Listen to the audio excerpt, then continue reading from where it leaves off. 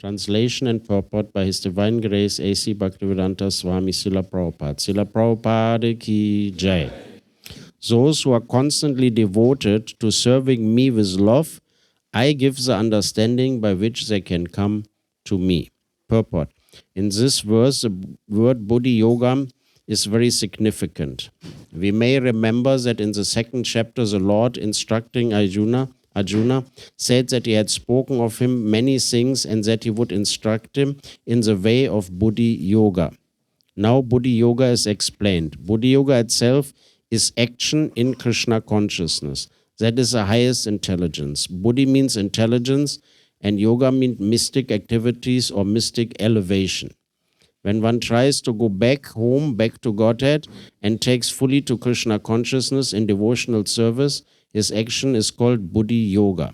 In other words, Buddhi Yoga is a process by which one gets out of the entanglement of this material world.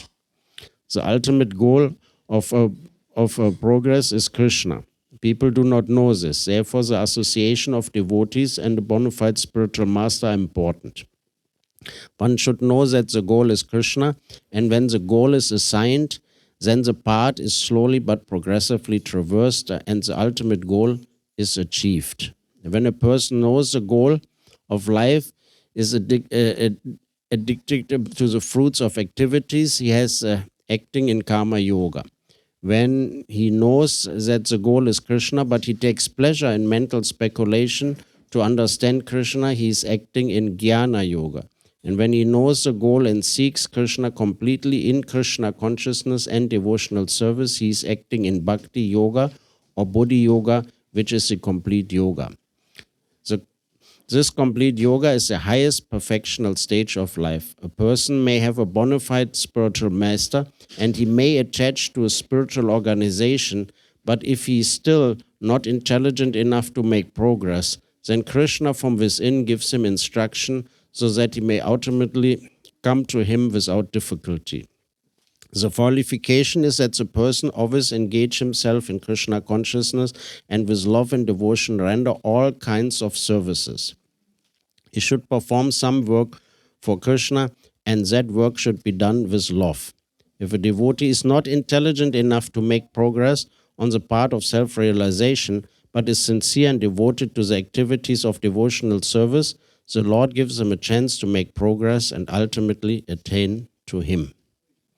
Om Ajnana Timirandasya Jananjana Salakaya Shakshu Unminitam Yena Tasmai Sri Guruve Namaha. So,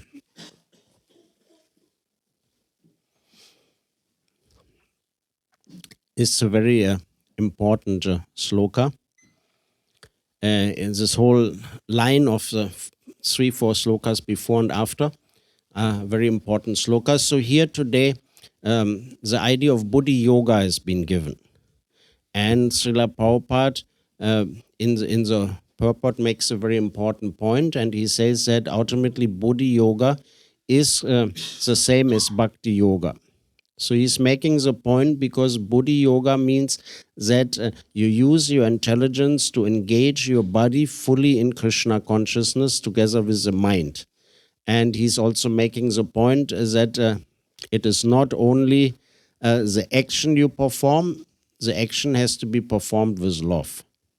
So first then he's also explaining that when the action is performed, but the outcome or the aim of the action is a little bit different. That means two people maybe do the same thing, but one is doing it ultimately for Krishna, and the other one will also at the end want to have a fruit.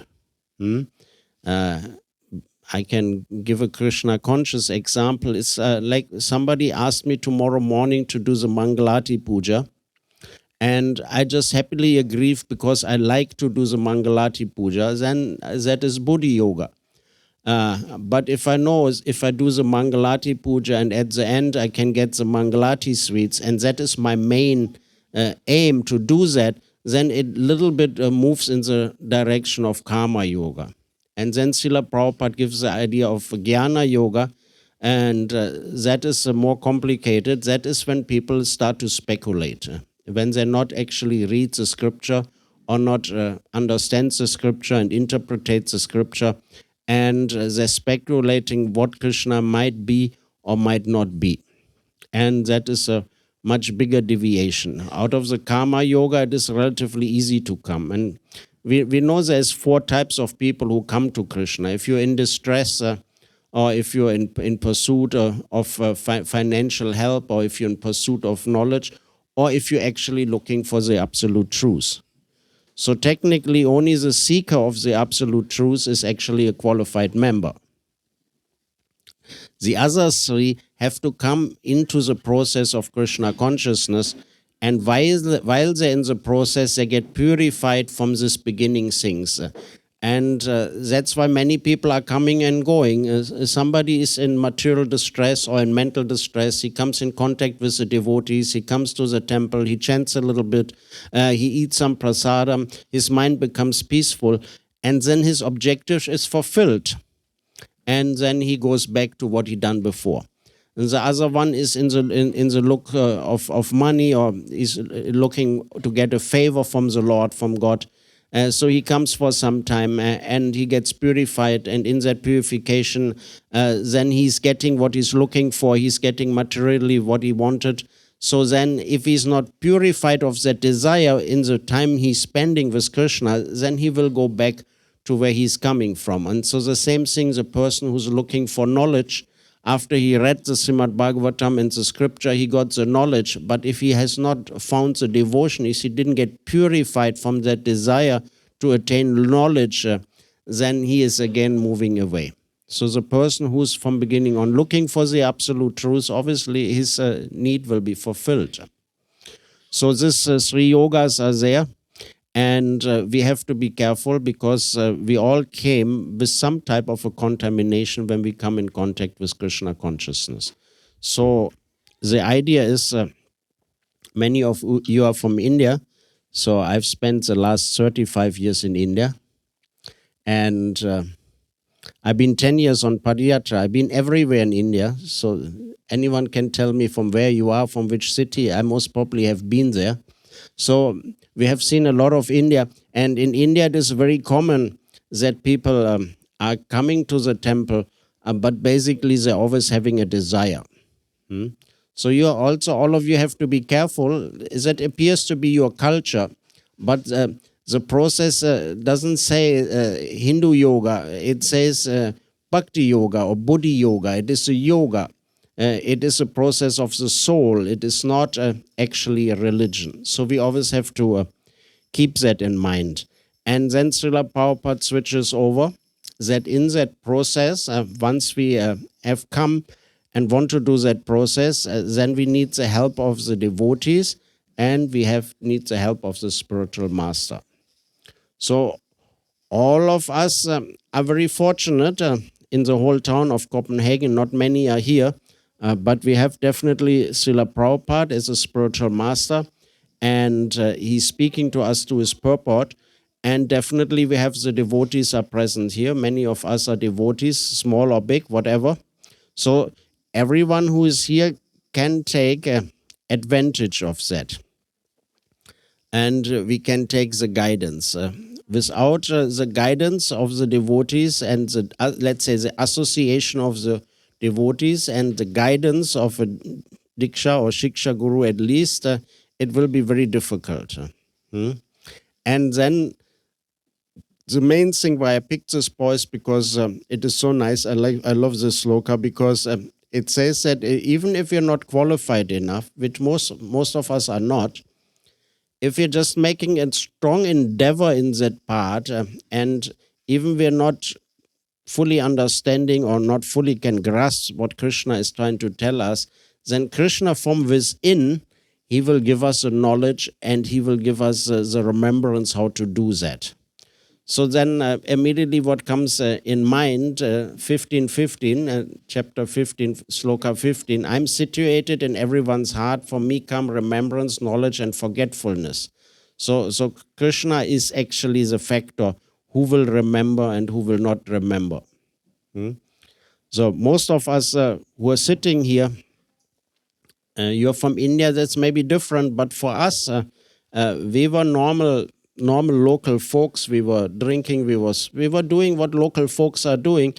And then if somebody shown us that book or we came to the temple, immediately we remember. We remember something, most probably from a previous lifetime. And who makes us remember that? Is Krishna makes us remember that. When I came to the temple, obviously I also brought all my friends to the temple. But I was very enthusiastic. They couldn't pick up on the enthusiasm. It was not that some became even vegetarians, but on that Krishna thing, they couldn't pick up on that. So it is in that purport, Srila Prabhupada makes it very clear, the starting point of the whole thing is the Paramatma. When we're taking birth and we're coming into this world, we're not remembering our previous lifetimes. But the body we're having and the mind we're having and the intelligence we're having, even the money we're having, that is all fixed at the time you get born. If you a little bit work with astrology, so your education and your wealth and all those things are fixed. We're all thinking we're getting that by our hard work, but that is actually not the case. You find some people, they're working very hard throughout their whole life and they can hardly amass any wealth. And you find other people, they did some lucky thing and they get money, and then they did more lucky things and they get more money and more money and more money, and they haven't worked that. It's not they haven't worked, they have done their part, but they haven't worked as hard as the other men who worked so much more hard and didn't get anything. So this is fixed. And how this is fixed and how this is happening, the Paramatma, which sits next to the soul, he is remembering everything and he's the overseer. And the demigods are the executors. Like Indian people. Some of you have a stone? Any of you have a stone on your hand?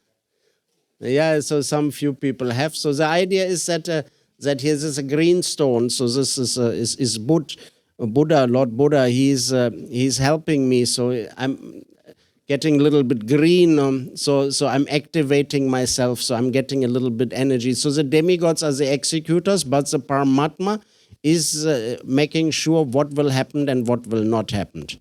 So that is very important to understand. And it is that Paramatma who will give us that knowledge. We were speaking about if we're lacking that knowledge or if we're lacking some quality in our devotional service, if we have a strong desire, then the Paramatma will help us out because he sees us from within. It is not that we can escape from that. So, and earlier in Bhagavad Gita, also Krishna says that to Arjuna, that he gives the knowledge before to the sun god. And he also says that he knows his past lives as well as Arjuna's past life. But Krishna is remembering them all, where Arjuna is not remembering his previous lifetimes. And then we have to ask ourselves how it comes to that. We can see that there is a spiritual world, and then via Shankarshan in between is Mahesh Dham. There is a abode of Lord Shiva, and then in this material world, first Mahavishnu lays down. That is far beyond our imagination, the size and the time span. And he lays down, and when he slumbers, then out of his pores and by his exhaling, the universes come out. And in every universe, again, the Garbhodaka Shri Vishnu is laying down. And then again, in that creation, where the universe is created, there's a small section where there's a milk ocean, and that Kshirodaka Shri Vishnu is a Paramatma, and he expands into the Paramatma. So he's all-pervading. The word is all-pervading. He's everywhere. He's in the atom, and he's particularly, he sits with every soul, with every bug, with every insect, with every animal. He is there, and he's making sure that what has to be happened to the living entity. So he expands and he controls everything.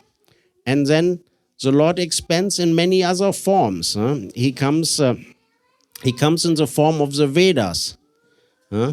Just like when you buy a washing machine or something, or you buy a TV or something, then there's a little booklet that says if you press this button, then that will happen, and you plug it in this way, and you hang it up this way. So the same thing, the Lord has created this material machine, and then with the Vedas, He has given the direction so that people can properly mold their lives and come back to God and back home. The Vedas offer the knowledge of the Supreme Personality of Godhead Krishna. And in his incarnation as Vyasadeva Vedavyas, he has pinned it all down, and then he has compiled the Vedanta Sutra. And then the commentation on the Vedanta Sutra is the Srimad Bhagavatam, and that is what Srila Prabhupada has given us. And then he has given the Mahabharata, and within the Mahabharata, this Bhagavad Gita is coming.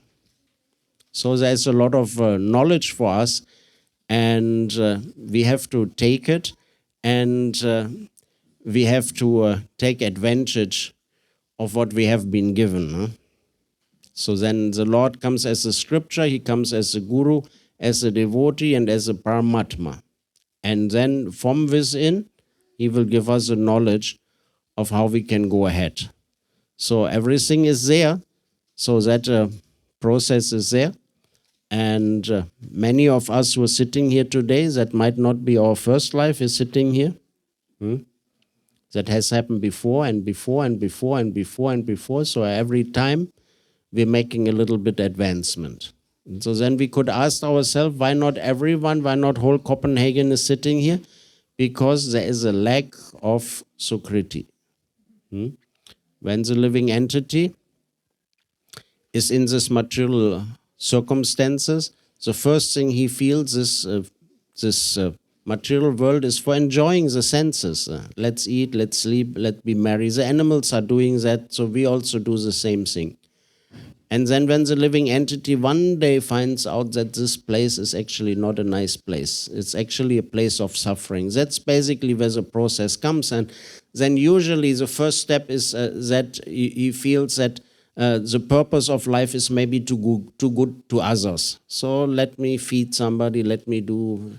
And then I give an example. For example, in India, it is a pious activity to dig a well or to plant trees. So let's see somebody planted a tree on the highway, and then how this Sukriti turns into something useful. That one day a great Vaishnava or great sadhu comes and sits under the tree and says, "Oh, blessed be the person who planted the tree."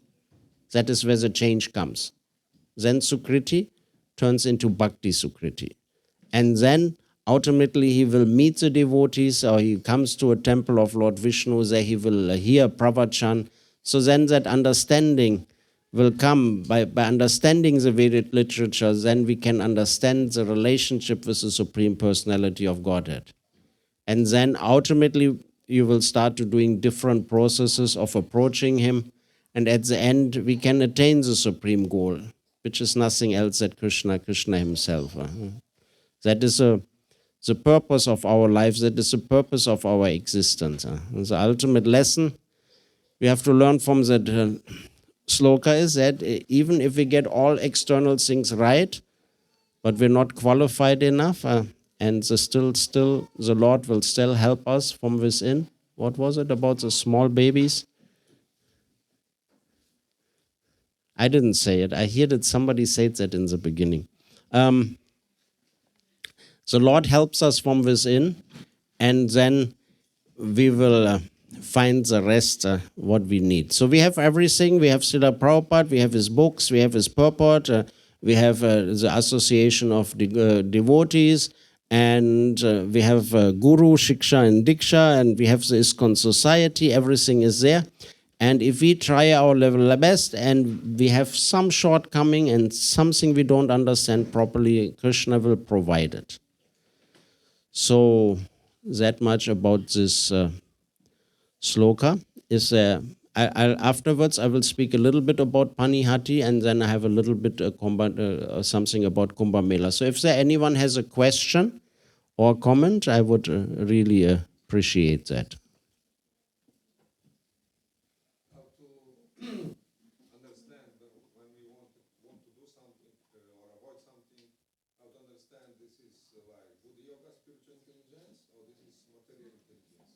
Hmm? When we want to do something?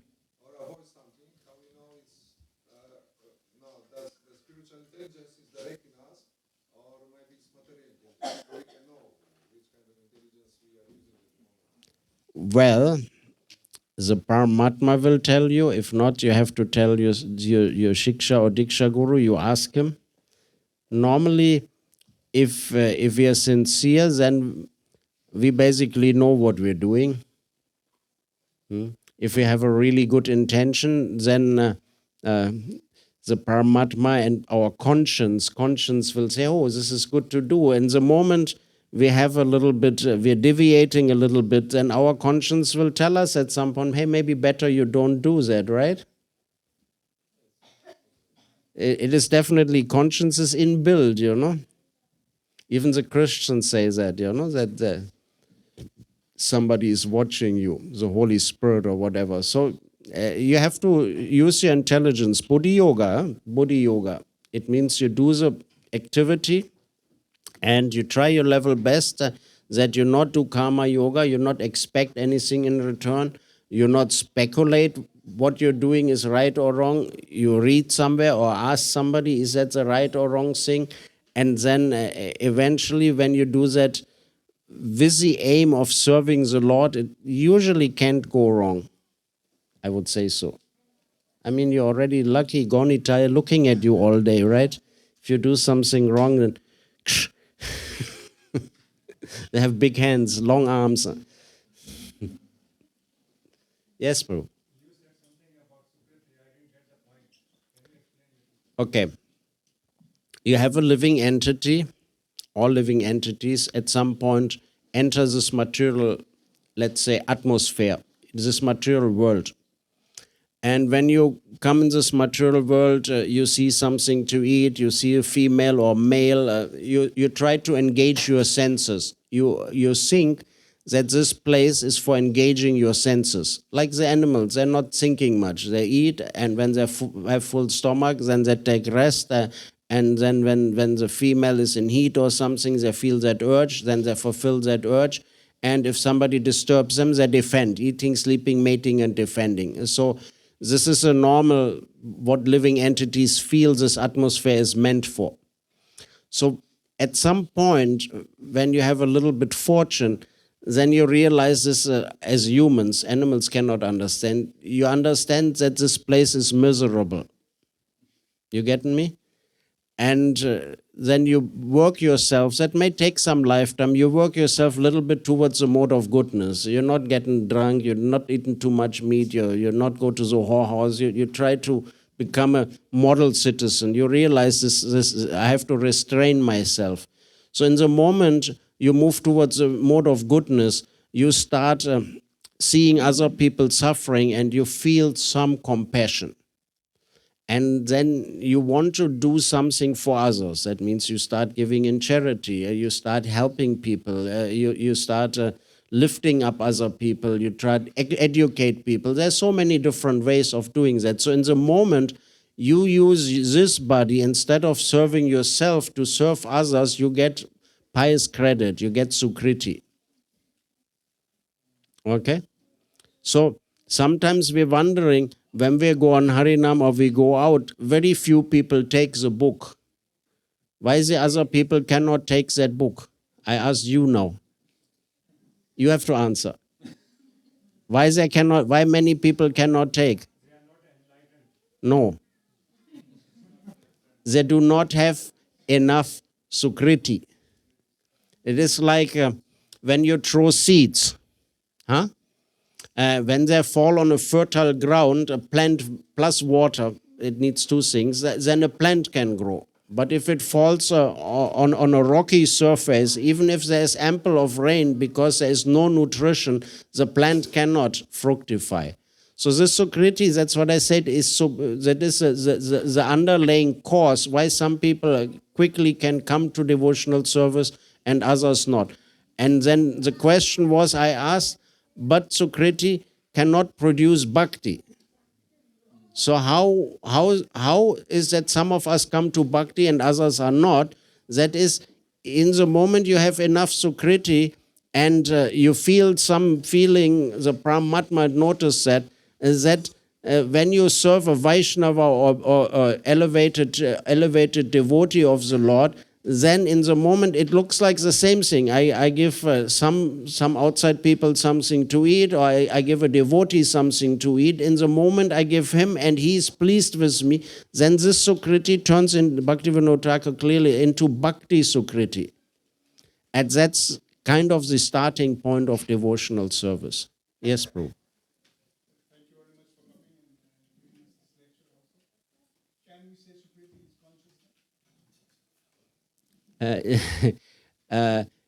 It's piety, it's good consciousness.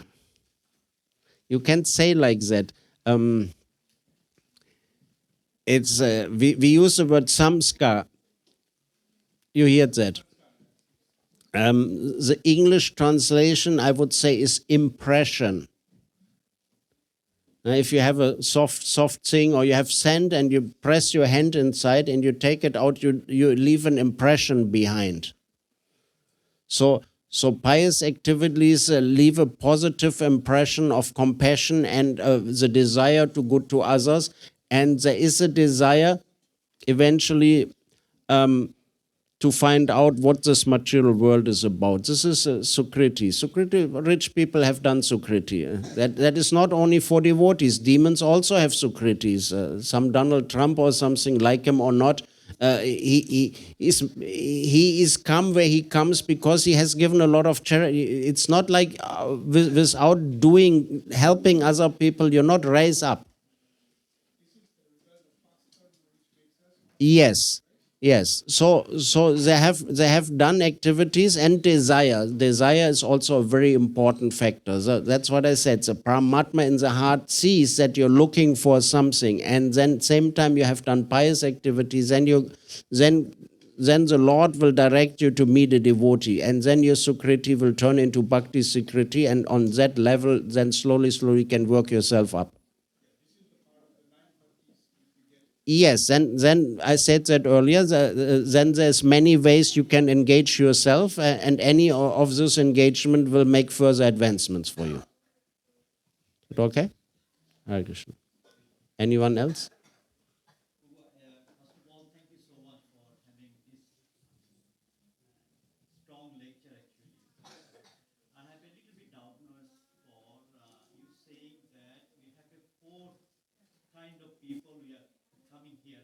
Yes.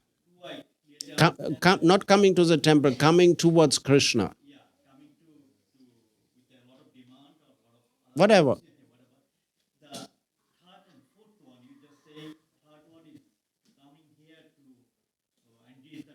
Yes.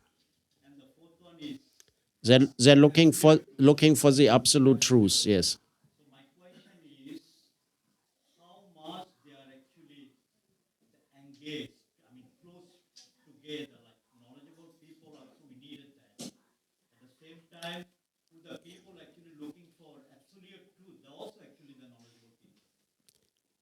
Yes. Yes. Okay. I got the hint. So what I'm saying is, it says that 4 type of people coming towards Krishna, where 3 people have a slight contamination. After they come in contact, when they do a little bit of devotional service, they have to be cleared of that contamination. If not, if their desire gets fulfilled, there is a good chance that they leave the Lord. Whereas the one who's looking for the absolute truth, he has left those desires already behind. So in the moment he finds the absolute truth, he will not leave loose. So the other 3 are obviously bona fide candidates. Okay? And if somebody comes to the temple, if you come for the temple for the rest of your life, unless you have accumulated all the knowledge, maybe you keep coming. You getting my point?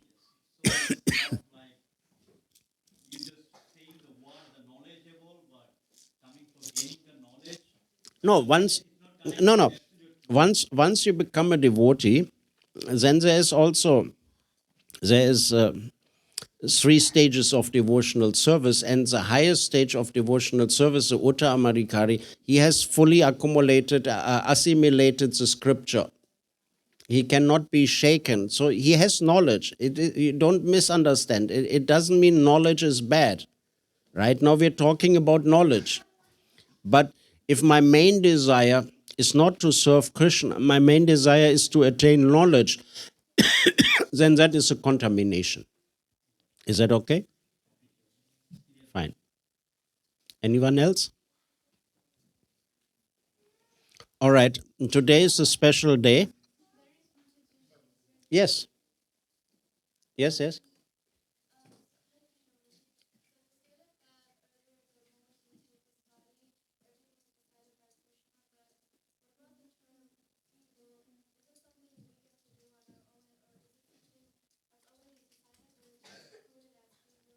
I got it.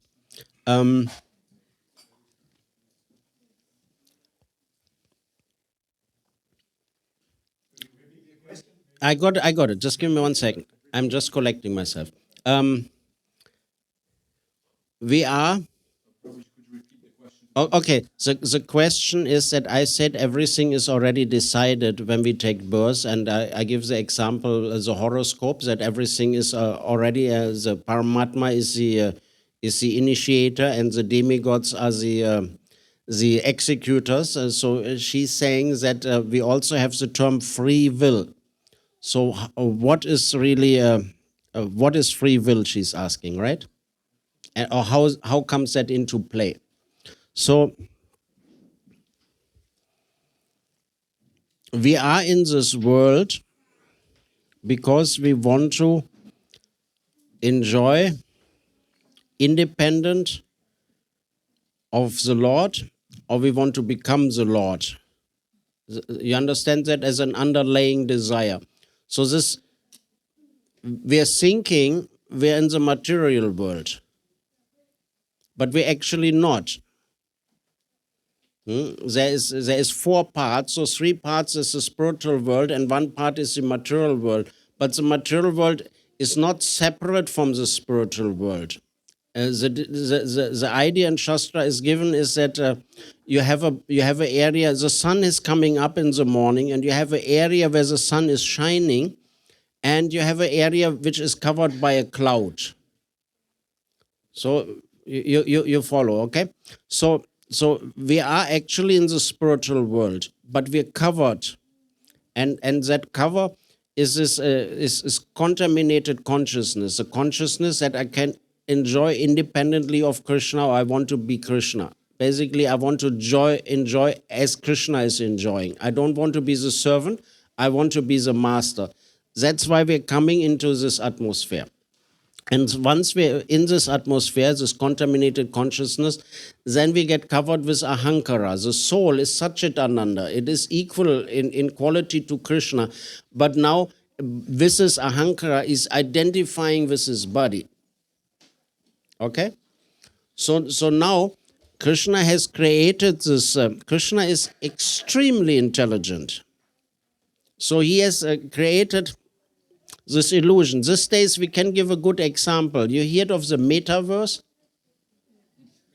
Metaverse? Yeah, people put some thing, or I've never done it, I don't know about it, but people put that thing on and then they're in some illusionary world. So you understand what I'm saying? The soul is not here, in a sense. So you are here, and the soul, via this ahankara, is thinking I'm this body. Okay? So now this world is very accurate. The scientists say this has happened by chance. Okay? So I leave it with that. I think all of us understand where we're at with that. So now you see how all these planets are moving very, very accurately. I don't know how many kilometers or something. If this planet would move a little bit more towards the sun, we're finished. It get too hot. If it just a little bit would move away from the sun, too cold, finished. And if you really would understand a little bit, you start thinking about karma. If I catch him after this temple and I cut his arm off, I will not get away with that. In the next life, he has to pay me back. You're getting the point. If I do something majorly wrong to somebody. So just imagine how complicated it is that I will take birth in a different family, he will take birth in a different family, and still somehow another Paramatma will guide him to pay back to me. So now you're thinking there's a lot of chance in that process? No. So if you ask me, free will comes where you do the activity in the right consciousness. It's like two people going from Vrindavan to Delhi. Okay? Two people buying the same thing. They're taking the same bus and they're going to the same shop. And they're coming back in the evening to Vrindavan and they both go and do something with the items they have purchased. And one person is using the items for his personal sense gratification, and the other person first gives it to Krishna and then uses it for his own sense gratification. So it looks like almost identical. But the one person, while he was forced by, both were forced by karma to do this activity, but one person first offered it to Krishna and then enjoyed it, and the other one enjoyed it directly. So while they're performing the activity, one had in mind to please Krishna and the other had in mind to please himself. I think this is our free will. It is a consciousness which you develop while you perform the activity. To change the activity, that might take some time. That might take even another body. Does that answer your question? Okay. Yes, Prabhu. Thank you, Prabhu, for coming and giving such a good lecture. It could be a stupid question. But I would like No question is stupid. I would like to ask it. You gave an example on Donald Trump. I didn't want to go in politics. No. Stupid question, I agree. My question is a bit different. Okay. Things that you told about Donald Trump. So is it something he's Shukriti, desire, or he did a very good things in his previous life? No. Let's say we were discussing this morning, the pastime is there where Hiranyaksha had thrown the earth out of orbit and then Varaha came and killed him. So or you have characters like Ravana. He was a very great Pandit. Yeah, but in order to, you understand, they're also performing, they're giving in charity. You understand, Kamsa was giving in charity. They are doing many good things where they're getting Sukriti, and with that Sukriti, they're again becoming a big person in their next life. But it is only Sukriti, there is no Bhakti. They're not changing over. They're just going eventually to hell and coming back, or to go to heaven and coming back. There is no benefit in that. What benefits a man gives? We're glorifying him sometimes because when we were conducting, I think, the first Radiyatra in New York, he allowed us to use an empty lot to build our Radiyatra cart. So, No.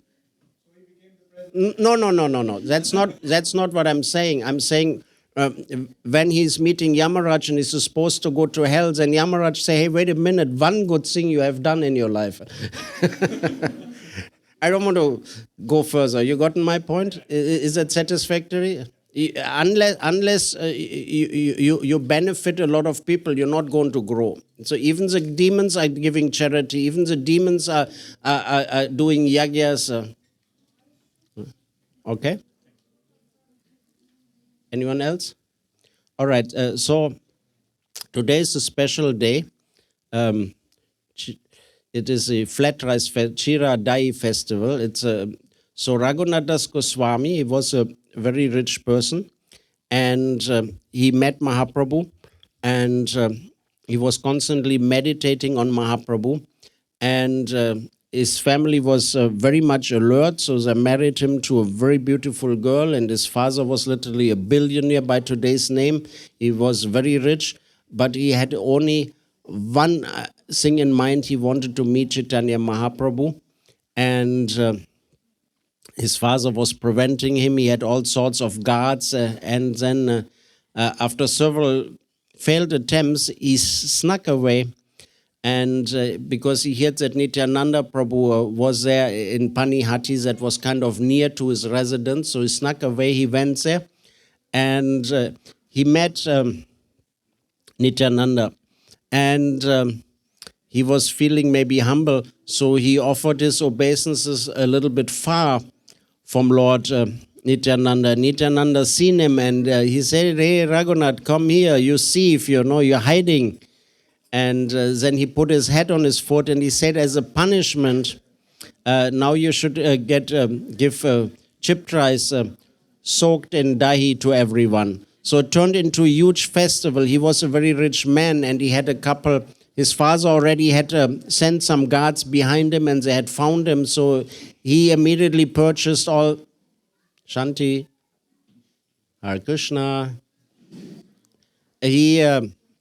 They purchased whatever chipped rice they could get and soaked it in dahi, and they soaked it in condensed milk and with bananas and fruits and camphor. It was a very tasty preparation. Prabhuji made something almost similar this morning. We had no camphor. Okay, that's difficult to get. Kali Yuga has come. So, and some of you are from Bengal? Bengalis? Yeah, so the Bengalis are a little bit more passionate. So just imagine somebody in those days where not much is happening starts giving out free food. So it became very popular very quickly, and people were passionately running from all sorts and getting the Mahaprasadam, and he was buying more and more. He was bringing in from other villages. At the end, that Panihati is at the bank of Ganga. There was no more place to stand and eat. People had to literally stand in the Ganga to eat there. That much it was. So it is a very fantastic festival, and even Mahaprabhu himself in a settled form came, and it was a very fantastic. So this is happening today. I don't know if some flat rice is left for the visitors. Hopefully. Panihati is near to Calcutta. So I was also asked to say something on Kumbh Mela.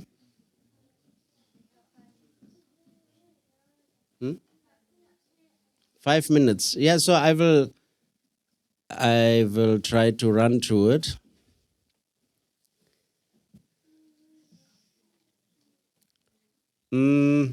What I have to do to make the next slide?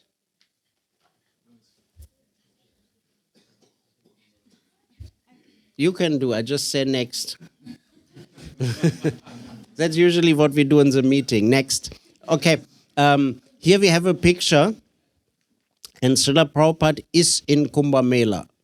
He's been there 2 times. He's been there in 71 and he's been there in 77.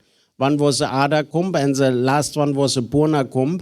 And he's making a statement, we have not come for liberation. This time I think 660 million Indians came. That's half of the population of India came to the Kumbh Mela. And why they're coming there? Because they're they're interested in not too much. Their main function is they want to take the bath and get a little bit of that nectar in order to take liberation. And Srila Prabhupada sitting here, you can see him here. He said, we have not come for liberation, we have come to preach. Being engaged in Krishna's unalloyed devotional service, we are already liberated. So devotees, no need to take the bath for liberation. And we're not interested in liberation, we come to preach devotional service. Srila Prabhupada, Kumbh Mela, 1971. Next. So here we have the deities at ISKCON Prayagraj. So if any one of you ever attempt to go there, you please stay in ISKCON Prayagraj. They have purchased a boat now. So it is relatively near to the airport, and then from there you can just jump in the boat and go to the Sangam. And these are very, very, very beautiful and merciful deities. Next. So we can see Chaitanya Mahaprabhu. He gave Rupa Shiksha. It's a very important place, Dash Ashma Veda Ghat. That time when he came there, it was actually in the month of March. So that time there was a Mark Mela. The Mark Mela is on a yearly base. And it says in the Chaitanya Bhagavat that he went a little bit away from the crowd and sat under the tree, and that is now Dash Ashmaveda Ghat. Next. And there is right behind Dash Ashmaveda Ghat, maybe a 10-minute walk, there is the ancient Veni Madhava. There's 12 Madhava temples, and that is a prominent temple.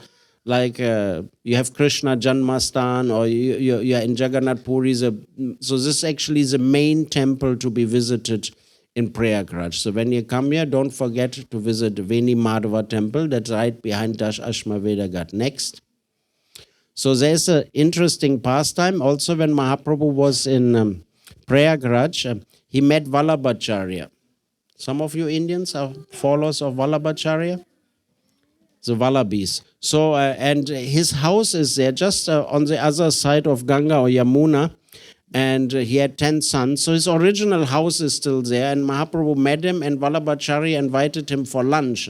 So Mahaprabhu agreed, and they went. And when he was in Yamuna, he realized this is Yamuna. He got very ecstatic, and he started dancing in the boat. And Vallabhacharya got great distress, thinking maybe he didn't know swimming properly. So on the way back, he made it very careful that he brought him only via Ganga, so he stayed cool. So that place can be visited there. Very nice. So here we see the Triveni Sangam. On the left side, you see the rush. Everyone is going to take baths. You see the line crossing the river. This is basically where the waters are meet. And on the right side, you see the dark water is Yamuna. Yamuna is deep and standing and very quiet. And Ganga is rushing in with a little dust in his water, a little bit of this Ganga color, it is coming, and then they're merging in the Prayag. Next, Mahakumbh 2025. Next, here you can see the situation. You can see we're far away from that. Next. This is ISKCON camp at sector 19. So the sectors are different every time. It's maybe too small to see. It is, I have the, it's maybe hard work, but I have the wonderful experience when you come there. Sometimes we come 1-2 months earlier because we have to, it's a lot of paperwork to get all those, electricity permission and this permission and that permission, the land allocation and all this. First you come, there is Ganga. And then 2-3 months after is a big sandbank. And then the government with these metal plates put the roads down, it put electricity down, it put water down, it put sewage down, and then it put pontoon bridges over the river, so many. And the whole thing out of the sandbank turns into the fully functional town, which is spotless clean. Next. So book distribution. So normal pictures of book distribution, but the numbers, next, until the last page of book distribution. So spreading spiritual knowledge. Stop there. Yeah. So we have a scheme where we have people sponsoring the books. So we have free Bhagavad Gitas, and we're giving one small book for 20 rupees. They have to buy. We don't want to just spread it out. They buy one small book for 20 rupees, and then they get the Gita free. So in that scheme we distributed 3.6 lakhs, so 360,000 Bhagavad Gitas in the 2 months we had been there. And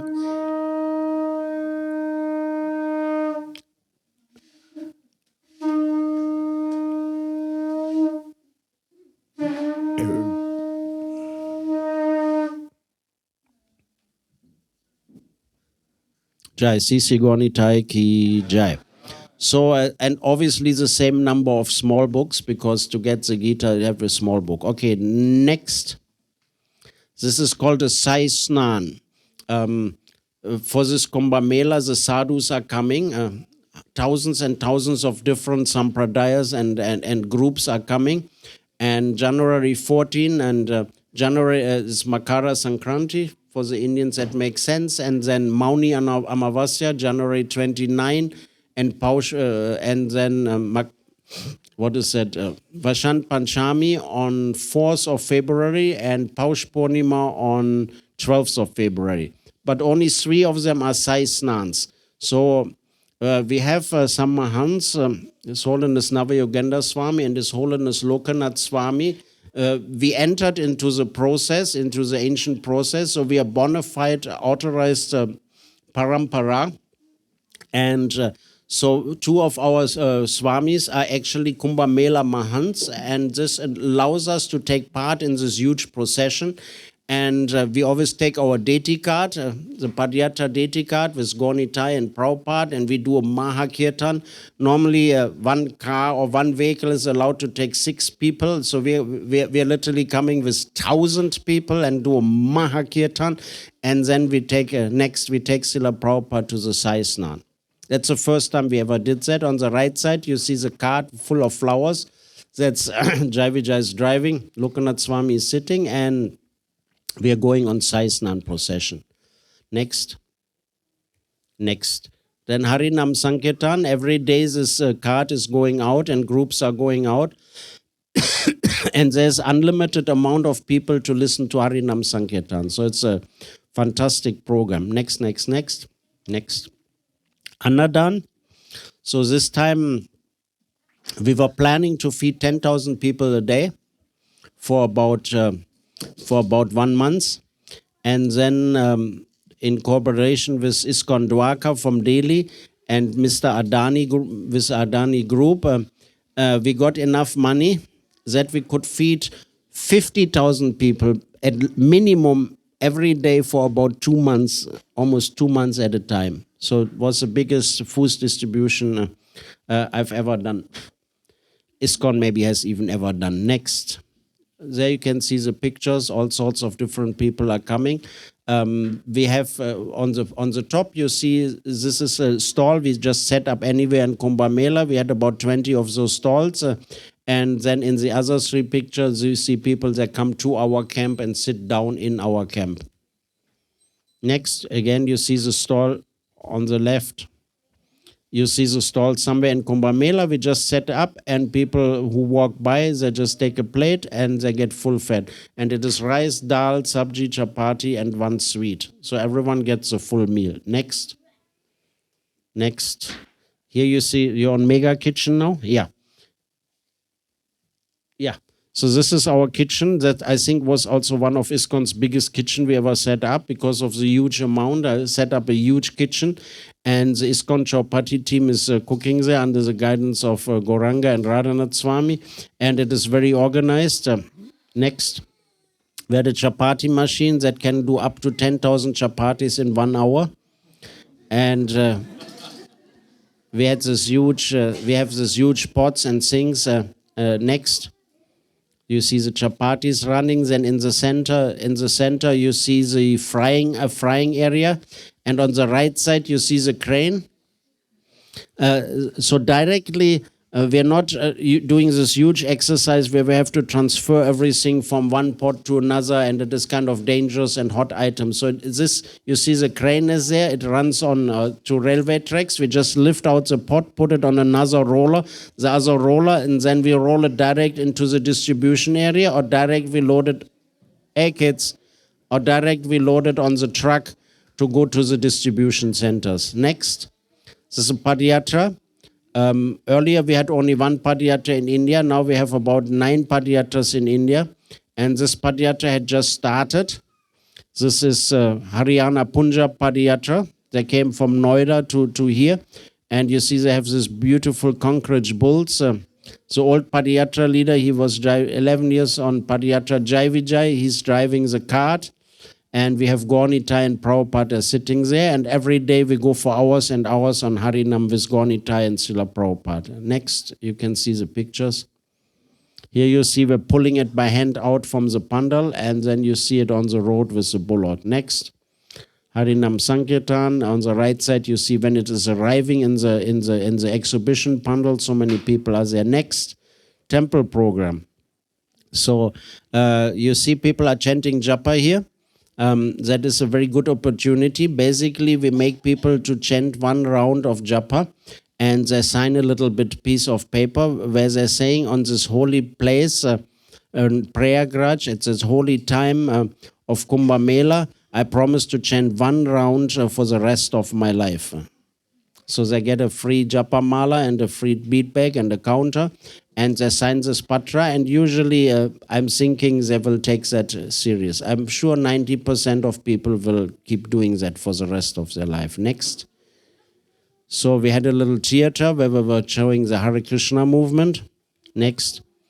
And then you see the morning classes. You see His Holiness Lokanath Swami. If you see there, we had a full-fledged temple room. Next. You see, Jagannath, Baladev, Subhadra, and the Padayatra cart is parked right next to that, also in that pandal. From the temple in Guntur, they were building a temple. They had ordered the altar already, so we got a proper altar, and with this gypsum board, we made the whole thing like a temple. And if you go back to morning class, one step back, yeah, you see those funny like mushroom things between the people. These are heaters. So the whole thing was fully heated. So in the morning when it is freezing cold, nobody goes to wander off here and there. Everyone nicely sits in the temple room and chants this japa because that's the warmest place. Next. And then we had some diorama exhibitions. These things are moving also. Radha and Krishna are turning and moving. Jai ISKCON Nitai ki jai. Srila Prabhupada ki jai. Next. This is very interesting for the Indian devotees. Everyone heard about Tirupati? So Tirupati also has a camp in Kumbh Mela. They set up a Tirupati Balaji temple. And I don't know how much you know about Tirupati. Every day, basically, some different ceremonies are happening, and the Lord traveled somewhere. So here they brought Balaji and Sri Devi and Bodevi to our camp. And they performed a Kalyan Mahotsav. That means Balaji married Sri Devi and Bhudevi. It's a very elaborate program, and it's the same program which also normally happens in Tirupati. Next, you see the Brahmanas, you see us sitting there. Next is Yagya Shala from the first day to the last day. We always do an elaborate Yagya every day. Next, we had a medical clinic for the devotees and for the outside people. Next, we had special guest. You see Sri Gautam Adani. He's the one who sponsored the Fasad distribution.